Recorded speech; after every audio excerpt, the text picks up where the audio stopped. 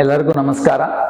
ಇವತ್ತು ನಮ್ಮ air ಟ್ರಾನ್ಸ್ಪ್ಲಾಂಟೇಷನ್ದಲ್ಲಿ topic ಏನಂದ್ರೆ, ಈ ಪೇಷಂಟ್ಗೆ ನಾವು ಟ್ರಾನ್ಸ್ಪ್ಲಾಂಟ್ ಮಾಡಿದ್ವಿ. ಒಳ್ಳೆ ರಿಸಲ್ಟ್ಸ್ ನಾವು ಪ್ಲಾನ್ ಮಾಡಿ, ಒಳ್ಳೆ ಸರ್ಜರಿ ಪ್ಲಾನ್ ಮಾಡಿ ಒಳ್ಳೆ ರಿಸಲ್ಟ್ಸ್ ಬರೋ ಮಾಡಿದ್ವಿ. ಹೌ ಇಟ್ ಇಸ್ ಪಾಸಿಬಲ್, ಆ ಥರ ಹೆಂಗೆ ಪಾಸಿಬಲ್ ಆಗುತ್ತೆ ಅಂತ ಅದ್ರ ಬಗ್ಗೆ ಡಿಸ್ಕಸ್ ಮಾಡೋಣ ಅಂತ ವಿಡಿಯೋ ಮಾಡಿದ್ವಿ.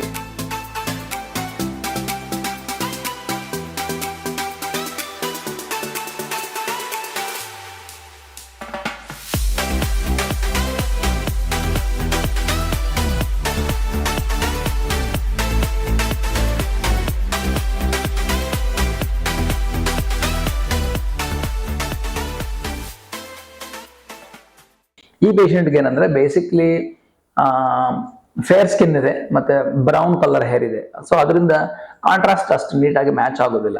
ಸೊ ಆ ಥರ ಪೇಷಂಟ್ಗಳಿಗೆ ನಾವು ಏನ್ ಇಂಪಾರ್ಟೆಂಟ್ ಸ್ಟೆಪ್ಸ್ ನಾವು ತಗೋಬೇಕು ಅಂದ್ರೆ, ಸರ್ಜರಿ ಮಾಡುವಾಗ ಎಲ್ಲರಿಗೂ ಒಂದೇ ತರ ಸರ್ಜರಿ ಮಾಡಿದ್ರೆ ರಿಸಲ್ಟ್ಸ್ ಬರೋದಿಲ್ಲ.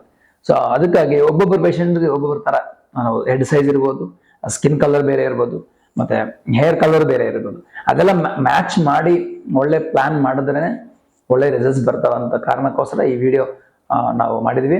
ವಿಡಿಯೋ ಅಂದ್ರೆ ನಾರ್ಮಲ್ ಟ್ರಾನ್ಸ್ಪ್ಲಾಂಟೇಷನ್ ಮಾಡೋ ಟೈಮ್ನಲ್ಲಿ ವಿಡಿಯೋ ಮಾಡ್ಬೋದು, ಬ್ಯಾಂಡೇಜ್ ಹಾಕೋ ಟೈಮ್ನಲ್ಲಿ ವಿಡಿಯೋ ಮಾಡ್ಬೋದು. ಯಾಕಂದ್ರೆ ಪ್ರೊಸೀಜರ್ 6 to 7 hours ಇರುತ್ತೆ. ಅದೆಲ್ಲ ವಿಡಿಯೋ ಮಾಡೋದು, ಅದೆಲ್ಲ ಪೇಷಂಟ್ಸ್ಗೆ ತೋರಿಸಿದ್ರೆ ಏನು ಯೂಸ್ ಇಲ್ಲ. ಬರೀ ಪೇಷಂಟ್ಸ್ಗೆ ರಿಸಲ್ಟ್ಸ್ ಬೇಕು. ರಿಸಲ್ಟ್ಸ್ ಅಂದ್ರೆ ಅರ್ಥ ಏನು? ಇವತ್ತು ಟ್ರಾನ್ಸ್ಪ್ಲಾಂಟೇಷನ್ ಮಾಡಿದ್ರೆ ಏರ್ ಟ್ರಾನ್ಸ್ಪ್ಲಾಂಟೇಷನ್ ನಲ್ಲಿ ಮಿನಿಮಮ್ 8 months ಆಗುತ್ತೆ ರಿಸಲ್ಟ್ಸ್ ಬರ್ಬೇಕಂದ್ರೆ. ಸೊ ಬಿಫೋರ್ ಅಂಡ್ ಆಫ್ಟರ್ ನಾವು ಇದೆಲ್ಲ ಇನ್ಫಾರ್ಮೇಶನ್ ತಗೊಂಡು ಒಂದು ವಿಡಿಯೋ ಮಾಡ್ಬೇಕಂದ್ರೆ 8 ತಿಂಗಳಾಗುತ್ತೆ. ಅದು ಒಂದೊಂದು ವಿಡಿಯೋ ಬ್ಯಾಕ್ ಸೈಡ್ ಬಹಳ ಎಫರ್ಟ್ ಇರುತ್ತೆ. ಯಾಕಂದ್ರೆ ರಿಸಲ್ಟ್ಸ್ ಬಂದಿಲ್ಲ ಅಂದ್ರೆ ವಿಡಿಯೋ ತೋರ್ಸಕ್ ಅವಕಾಶನೇ ಇಲ್ಲ. ಅದಕ್ಕಾಗಿ ನಾರ್ಮಲ್ ಆಗಿ ಬ್ಯಾಂಡೇಜ್ ರಿಮೂವಲ್ ಹಾಕೋದಾಗ್ಬೋದು, ಕನ್ಸಲ್ಟೇಷನ್ ಮಾಡ್ಬೋದಾಗ್ಬೋದು, ಸರ್ಜರಿದಲ್ಲಿ ಇಂಪ್ಲಾಂಟೇಷನ್ ಮಾಡೋ ಟೈಮ್ನಲ್ಲಿ ವಿಡಿಯೋ ಆಗ್ಬೋದು. ಅದೆಲ್ಲ ಪೇಷಂಟ್ ವೇಸ್ಟ್. ಅದು ಬೇರೆ ವಿಡಿಯೋ, ಇದು ಬೇರೆ ವಿಡಿಯೋ, ಎರಡು ಒಂದೇ ಅಂತ ಅನ್ಕೋಬೇಡಿ. ಬಿಫೋರ್ ಅಂಡ್ ಆಫ್ಟರ್ ರಿಸಲ್ಟ್ಸ್ ತೋರಿಸಿದ್ರೇನೆ ಅದು ಅಥೆಂಟಿಕ್. ಯಾಕಂದ್ರೆ ಒಂದು ಪೇಷಂಟ್ ಬರಬೇಕು, ಸರ್ಜರಿ ಮಾಡಬೇಕು, ಮತ್ತೆ ಫಾಲೋ ಅಪ್ ಮಾಡಿ ಆದ್ಮೇಲೆ ಲಾಸ್ಟ್ ರಿಸಲ್ಟ್ಸ್ ಬರುತ್ತೆ. ಇದೆಲ್ಲ ಸೇರಿಸಿ ಒಂದು ವಿಡಿಯೋ ಮಾಡಬೇಕಾದ್ರೆ ನಾವು ಅಟ್ಲೀಸ್ಟ್ ಒಂದು 8 ತಿಂಗಳು ಬೇಕಾಗುತ್ತೆ. ಅದಕ್ಕಾಗಿ ಈ ತರ ಫುಲ್ ವಿಡಿಯೋ ಇದ್ರೆ ಪೇಷಂಟ್ಗೆ ಇನ್ಫಾರ್ಮೇಶನ್ ಆಗುತ್ತೆ ಅಂತ ಉದ್ದೇಶ ಕಾರಣಕ್ಕಾಗಿ ಈ ವಿಡಿಯೋ ಮಾಡಿದ್ವಿ. ಈ ಪೇಷಂಟ್ದಲ್ಲಿ ಇಂಪಾರ್ಟೆಂಟ್ ಸ್ಟೆಪ್ಸ್ ಏನಂದ್ರೆ, ಫೇರ್ ಸ್ಕಿನ್ ಇದೆ ಮತ್ತೆ ಬ್ರೌನ್ ಹೇರ್ ಇದೆ. ಅದರಿಂದ ನಾವೇನ್ ಮಾಡಿದೀವಿ ಅಂದ್ರೆ, ಸ್ವಲ್ಪ ಹೇರ್ ಲೈನ್ ಮೇಲೆ ತಗೊಂಡು ಡೆನ್ಸಿಟಿ ಜಾಸ್ತಿ ಕೊಟ್ಟಿವಿ. ಇಂಪ್ಲಾಂಟೇಷನ್ ಒಬ್ಬೊಬ್ಬರಿಗೆ ಒಂದೊಂದು ತರ ಮಾಡಿದ್ವಿ. ಈ ಪೇಷಂಟ್ಗೆ ಹೈ ಡೆನ್ಸಿಟಿ ಕೊಡ್ಲೇಬೇಕು, ಇಲ್ಲ ಅಂದ್ರೆ ಅಷ್ಟು ಡೆನ್ಸಿಟಿ ಫೇರ್ ಸ್ಕಿನ್ಗೆ ಬ್ರೌನ್ ಸ್ಕಿನ್ ಮ್ಯಾಚ್ ಆಗೋದಿಲ್ಲ. ಅದೊಂದು ಮುಖ್ಯ ಇಂಪಾರ್ಟೆಂಟ್. ಮತ್ತೆ ಅವ್ರ ಫೇಶಿಯಲ್ ಪ್ರೊಫೈಲ್ ನೋಡ್ಬಿಟ್ಟು ಹೇರ್ ಲೈನ್ ಎಲ್ಲಿ ತಗೋಬೇಕು ಅಂತ ಡಿಸ್ಕಸ್ ಮಾಡಿ ಎಕ್ಸಾಕ್ಟ್ ಪ್ಲೇಸ್ ನಲ್ಲಿ ತಗೊಂಡಿದ್ವಿ. ಅದರಿಂದ ಒಳ್ಳೆ ರಿಸಲ್ಟ್ಸ್ ಬಂದಿದೆ.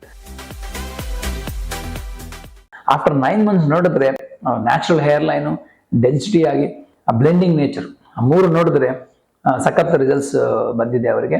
ಅದರಿಂದ ಒಳ್ಳೆ ಎಕ್ಸ್ಪರ್ಟ್ ಮಾಡಿದ್ರೆ ಟ್ರಾನ್ಸ್ಪ್ಲಾಂಟೇಷನ್ ಚೆನ್ನಾಗಾಗುತ್ತೆ ಅಂತ ಒಂದು ಎಕ್ಸಾಂಪಲ್, ಲೈವ್ ಎಕ್ಸಾಂಪಲ್ ತೋರ್ಸಕ್ಕೋಸ್ಕರ ಈ ವಿಡಿಯೋ ಮಾಡಿದ್ವಿ. ಕನ್ಕ್ಲೂಷನ್ ಏನಂದ್ರೆ, ಟ್ರಾನ್ಸ್ಪ್ಲಾಂಟೇಷನ್ ಸರ್ಜರಿ ಎಲ್ಲರಿಗೂ ಒಂದೇ ತರ ಇರಲ್ಲ. ಬಹಳ ಫ್ಯಾಕ್ಟರ್ಸ್ ಡಿಪೆಂಡ್ ಆಗುತ್ತೆ. ಆಲ್ರೆಡಿ ಡಿಸ್ಕಸ್ ಮಾಡಿ ಬಹಳ ವಿಡಿಯೋಸ್ ಮಾಡಿದೀವಿ ಅದ್ರ ಬಗ್ಗೆ. ಬಟ್ ಇನ್ನೊಂದೇನಂದ್ರೆ, ಹೆಡ್ ಸೈಜ್ ಮೇಲೆ ಡಿಪೆಂಡ್ ಆಗ್ಬೋದು, ಮತ್ತೆ skin colour, hair colour, facial profiles ಅವ್ರದ್ದೆಲ್ಲ ನೋಡ್ವಿ. ಒಬ್ಬೊಬ್ಬರು ಪೇಷಂಟ್ ಒಂದೊಂದು ತರ, ಒಬ್ಬೊಬ್ರದ್ದು ಒಂದು ಡಿಫ್ರೆಂಟ್ ಕ್ವಶನ್ ಪೇಪರ್. ಸೊ ಅದರಿಂದ ನಾವು ಸರ್ಜನ್ಸ್ ನೋಡ್ಬಿಟ್ಟು ಈ ಪೇಷಂಟ್ಗೆ ಈ ತರ ಮಾಡಿದ್ರೆ ಚೆನ್ನಾಗಿ ಬರುತ್ತೆ ಅಂತ ಒಂದು ಐಡಿಯಾ ಕೊಟ್ಬಿಟ್ಟು ಪೇಷಂಟ್ ಹತ್ರ ಡಿಸ್ಕಸ್ ಮಾಡಿ ಅವ್ರ ಫ್ಯೂಚರ್ ಹೇರ್ ಫಾಲ್ ಹೆಂಗಿರುತ್ತೆ ಅಂತ ಯೋಚನೆ ಮಾಡಿ ದೆನ್ ಟ್ರಾನ್ಸ್ಪ್ಲಾಂಟೇಷನ್ ನಾವು ಡಿಸೈನ್ ಮಾಡಿ ಇಂಪ್ಲಾಂಟ್ ಮಾಡಿದ್ವಿ.